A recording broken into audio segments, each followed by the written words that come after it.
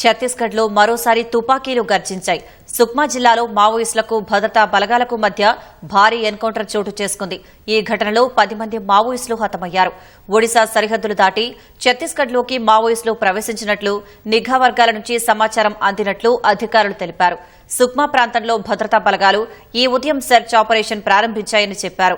భద్రతా బలగాలను చూసి నక్సల్స్ వారిపై కాల్పులు జరిపారు. వెంటనే అప్రమత్తమైన బలగాలు ఎదురు కాల్పులు జరిపాయి. ఈ కాల్పుల్లో 10 మంది మావోయిస్టులు మృతి చెందినట్లు వెల్లడించారు. ఘటనా స్థలంలో ఆటోమేటిక్ రైఫిల్ సహా పలు ఆయుధాలను స్వాధీనం చేసుకున్నట్లు తెలిపారు.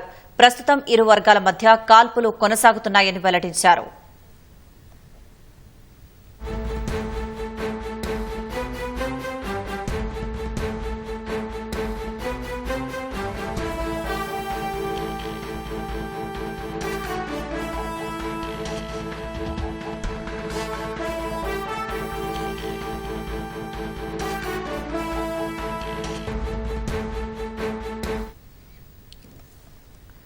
మావోయిస్టుల ఎన్కౌంటర్ పై మరిన్ని వివరాలు మా ప్రతినిధి మహేష్ తివారిని అడిగి తెలుసుకుందాం. మహేష్, చెప్పండి, ఎన్కౌంటర్ ఎప్పుడు జరిగింది? నయోమి, ఇవాళ కొంత సమయం క్రితమే ఈ ఎన్కౌంటర్ జరిగింది. ఈ ప్రాంతం ఏదైతే ఉందో సుక్మా జిల్లాలో కోంటా బెడ్జి ఏరియా అని అంటారు. Telangana, Chhattisgarh, Orissa, Andhra border tri junction area. ఈ ప్రాంతంలో నిన్నటి నుంచే మావోయిస్టులు ఒక పెద్ద లొకేషన్ ఉన్నట్టు ఎస్పీ కిరణ్ చౌహాన్ కు తెలిసింది. దాని తర్వాతనే ఈ ప్రాంతంలో పెద్ద గాలింపు చర్యలు చేస్తున్నారు. కొమ్మింగ్ ఆపరేషన్ జరుగుతుంది. ఇవాళ మార్నింగ్ నుంచి ఈ ప్రాంతంలో మావోయిస్టులకు గేరాబందీ చేశారు. దాంట్లో ఎదురు కాల్పులు స్టార్ట్ అయ్యాయి. దాంట్లో ఈ ఎన్కౌంటర్ కానీ తెల్లవారు నుంచి ఎన్కౌంటర్ జరుగుతుంది. ఎన్కౌంటర్ లో ఇప్పటి వరకు 10 మావోయిస్టులు మృతి చెందారు. ఆ మావోయిస్టుల మృతదేహాలు కూడా అక్కడ దొరికాయి. సంఘటన స్థలంలో ఇన్సాస్, AK-47 SLR లాంటి ఆటోమేటిక్ వెపన్స్ చాలా పెద్ద ఎత్తున పోలీసులు రికవర్ చేస్తారు. ఈ ప్రాంతంలో ఇంకా సర్చింగ్ ఆపరేషన్ జరుగుతుంది.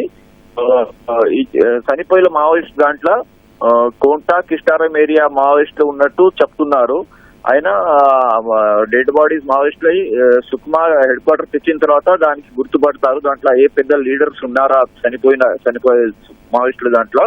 దాని తర్వాత మనం చెప్పవచ్చు ఏ పెద్ద క్యాడర్ దాంట్లో మృతి చెందారని. కానీ సుక్మా పోలీసులకు దొరికిన ఇది పెద్ద సక్సెస్ అని మనం అనుకోవచ్చు. ఈ ప్రాంతంలో పోయిన ఏడాది నుంచి చూస్తే చాలా పెద్ద పెద్ద ఎన్కౌంటర్స్ సుక్మా పోలీసులకు సక్సెస్ దొరుకుతుంది. దాంట్లో పెద్ద క్యాడర్ తర్వాత ఈ ప్రాంతంలో ఉన్న యాక్టివ్ మెంబర్స్ మావోయిస్టులు ఏదైతే ఉన్నారో వాళ్ళు కూడా మృతి చెందారు. దానివల్ల చాలా పెద్ద ఎదురు దెబ్బ అని మనం అనొచ్చు ఈ ప్రాంతంలో మావోయిస్టులకు. మహేష్, మృతుల సంఖ్య పెరిగే అవకాశం ఏమైనా ఉందా? సర్చింగ్ ఆపరేషన్ జరుగుతుంది. సర్చింగ్ ఆపరేషన్ పూర్తిగా అయిన తర్వాతనే మనం చెప్పొచ్చు దాంట్లో మృతుల సంఖ్య పెరుగుతుందా లేదా. కానీ ఇప్పుడైతే 10 మంది మావోయిస్టులు మృతి చెందారు. ధన్యవాదాలు మహేష్.